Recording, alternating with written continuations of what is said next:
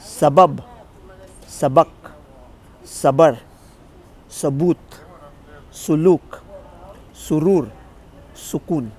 इस 7 शब्दों में इस समस्या का समाधान ढूंढ सकते हैं।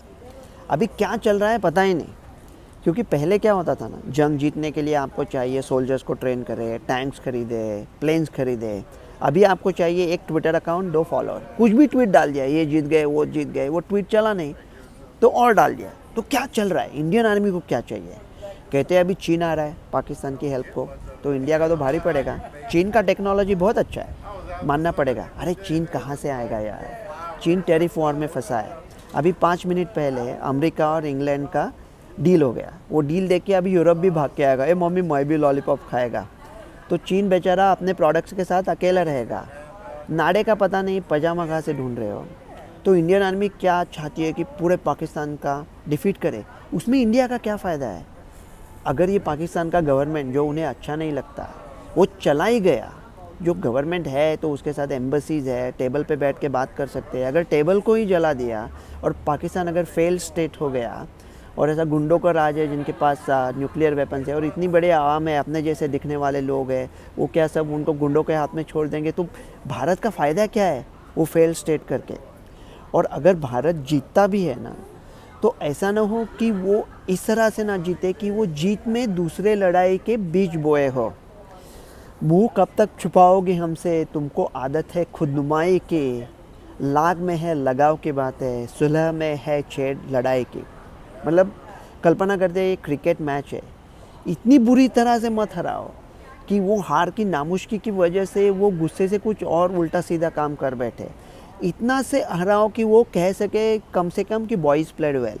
अब ये बॉयज़ प्लेड वेल का थोड़ा इसलिए मैं तन तन से बात कर रहा हूँ क्योंकि ये बॉयज़ प्लेड वेल जोक के पीछे सारे मसले की जड़ है। मैंने सुना था जब पहलगाम पे हमला हुआ तो काफ़ी पाकिस्तान के आवाम ने कहा था कि हम इस आतंक के ख़िलाफ़ हैं। अगर आप आतंक के ख़िलाफ़ हो तो वो जो हल्ला करने वाले बॉयज़ है वो आपके टीम में है नहीं, तो वो टीम के साथ क्या सुलूक किया जाता है उससे आपको क्या फ़र्क पड़ता है?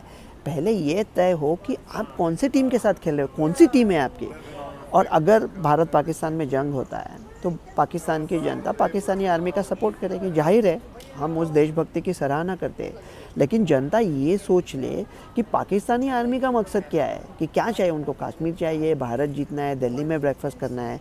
क्या उनका मकसद सिर्फ इतना है कि जंग छेड़े ताकि जनता हमारे साथ हो? लोकतंत्र में सिविलियन कंट्रोल होता है आर्मी के ऊपर।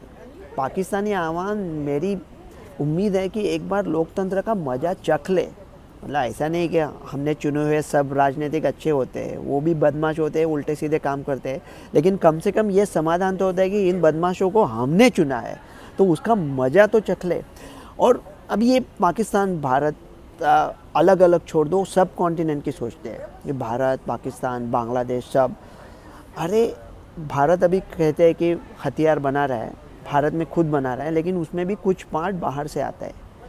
आज़ादी मिल के 75 साल हो गए और साला हम एक दूसरे को ढंग से मार भी नहीं सकते, वो हथियार भी हम गोरे लोगों से खरीदते हैं। तो अभी थोड़ा सोचो कि अगर ये जंग चलता रहेगा, मतलब जो इंफ्रास्ट्रक्चर है, जो हेल्थ केयर में स्पेंडिंग होना था, ये रास्ते बन रहे हैं, ये सब उसमें क्या क्या हो जाएगा? अरे खाने को पैसा नहीं है, भारत तो थोड़ा अच्छा चल रहा है, लेकिन कभी जगहों पे ऐसे किसान हैं जिनकी जानें अभी बच रही है क्योंकि उनके पास जहर लेने को भी पैसा नहीं है, तो जहर खाने को पैसा नहीं है और हथियार कहाँ ढूंढ रहे हैं? जैसा रशिया यूक्रेन में चालू है अभी पिछले कई साल से, या गाज़ा इजराइल में चालू है, अगर ऐसा अपने सब कॉन्टिनेंट पे चालू होगा और 2-3 साल ये चलता रहेगा ना, तो पूरा जो विकास का पैसा है, सब इंफ्रास्ट्रक्चर, सब डेवलपमेंट, सब इसमें चला जाएगा। उसमें सब मतलब किसका फ़ायदा है उसमें ये सब करके? तो इसका फिर हल कैसे निकाले? क्या मसला क्या है, बेसिक मसला क्या है? बेसिक मसला एक ही चीज़ पे आता है, कश्मीर। कहते हैं कि अगर पृथ्वी पर कहीं जन्नत है तो वो कश्मीर में है। अरे तो अगर कश्मीर में जन्नत है तो जन्नत में ही रह रहे हो, तो जन्नत को मुक्त करने के लिए मर के जन्नत जाने की क्या ज़रूरत है? क्या हम लोग उसका कुछ समाधान नहीं ढूंढ सकते? हज़ारों ख्वाहिशें ऐसी कि हर ख्वाहिश पर दम निकले। बहुत निकले मेरे अरमान, फिर भी कम निकले। निकलना खुल से आदम का तो सुनते आए थे, मगर बड़ी बेआबरू होके से तेरे कूचे से हम निकले। क्या जवाब देंगे हम खुदा को कि ये जन्नत को हम जहन्नुम बना चुके हैं। डॉक्टर रवि गोड, अब जन्नत की बात हो रही है ना, कश्मीर टूरिज़्म का तो अभी बैन बच गया है। मेरी एक आइडिया है, ऐसी आइडिया में ऐसी तोड़ फोड़ है ना, कोई ऐसा सोच भी नहीं सकता। तो क्या करने का, इंडियन आर्मी, नेवी, एयरफोर्स में जो लोग हैं उनको 3 हफ्ता तो छुट्टी मिलती होगी, उनको और 3 हफ्ता एक्स्ट्रा वेकेशन, और उनको कहे कि वो वेकेशन गवर्नमेंट के खर्चे से कश्मीर में होगा, और वेकेशन पे जब जाएंगे तब अपने साथ परिवार और हथियार लेके जाओ, फिर देखते हैं कौन आता है उनको तकलीफ़ देने को। ये 6 महीना चलेगा। उसके बाद 90% आर्मी, 10% सिविलियन, और वो जो सिविलियन है वो थोड़ा आर्मी का खर्चा उठाएंगे। फिर 80-20, फिर 70-30, 50-50, और बाद में 90% सिविलियन और 10% आर्मी। तो क्या होगा, ये कश्मीर का टूरिज़्म भी बना रहेगा, उधर के नौजवानों को भी काम मिलेगा, बहक नहीं जाएंगे, और आर्मी को 3 हफ्ता और वेकेशन मिलेगा, थोड़े मज़े भी करेंगे। तो देख लेंगे ना, अगर कश्मीर को सचमुच जन्नत कहते हैं तो क्यों कहते हैं, वो भी देख लेंगे। कैसा है आइडिया? बेस्ट है ना एकदम। डॉक्टर रवि गोड से।